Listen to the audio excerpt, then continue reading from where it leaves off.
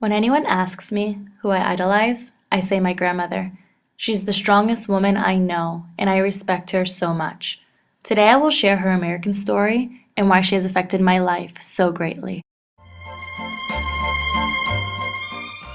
According to my grandmother, in the 1960s, men were the disciplinarians of their household. The majority of women were housewives and mothers.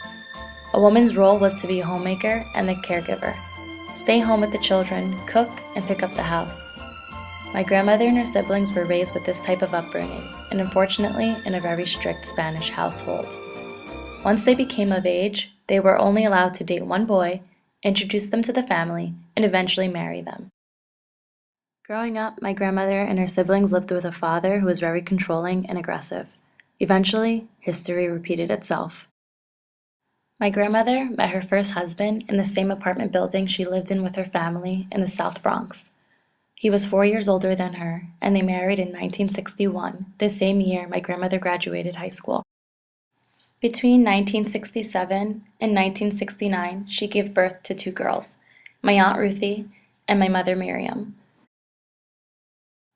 A few years into their marriage, my grandmother noticed that her husband was very controlling and aggressive. During this dark time, my grandmother didn't know who she married. She didn't even know who she was. Her identity was lost. Her husband controlled the family's life. She said it was like living under a dictator.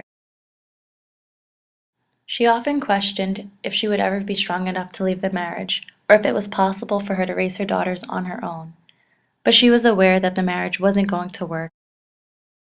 My grandmother told me that divorce was not culturally accepted, and that it was one of the hardest decisions she had to make, but she needed to get out of the vicious cycle to give her daughters a better life than what she had.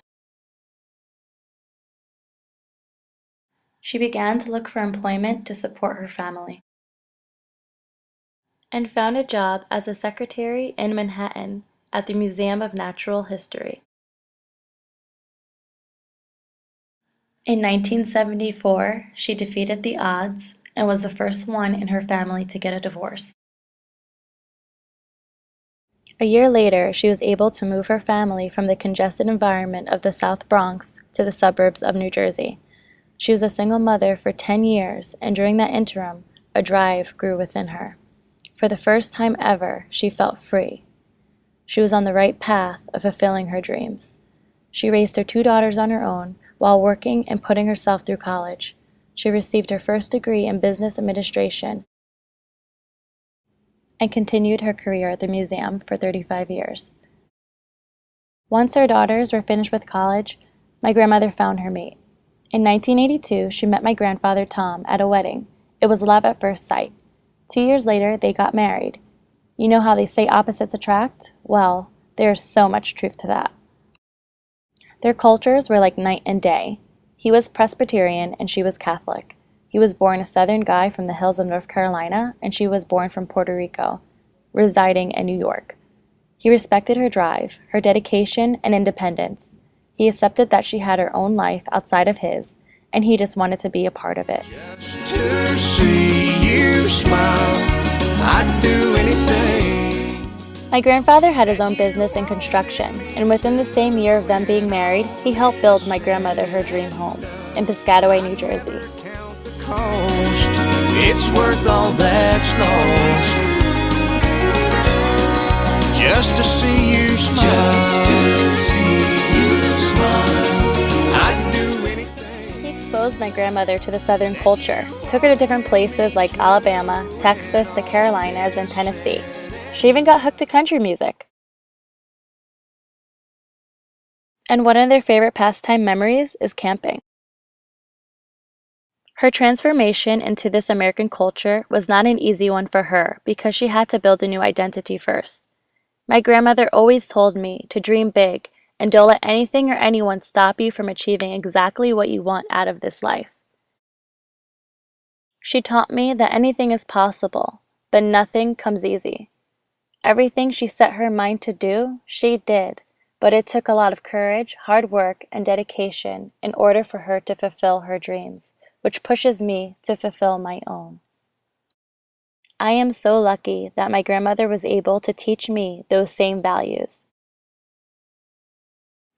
My mother passed away from cancer in my junior year of high school.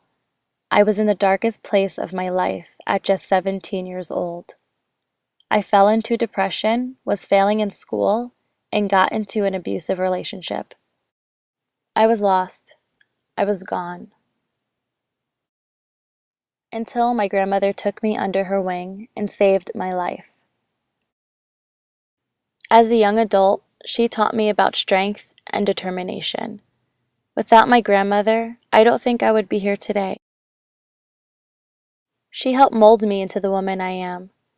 I was able to graduate high school, enter college, and achieve more than I would ever imagine with her guidance and support. Right now, I am proud of my progress and who I am becoming. For me, to live the American dream means to live freely. It's the art of letting go, no longer hanging on to the past, and looking forward to the future. But it's not forgetting, it's accepting life as it is. It's moving on.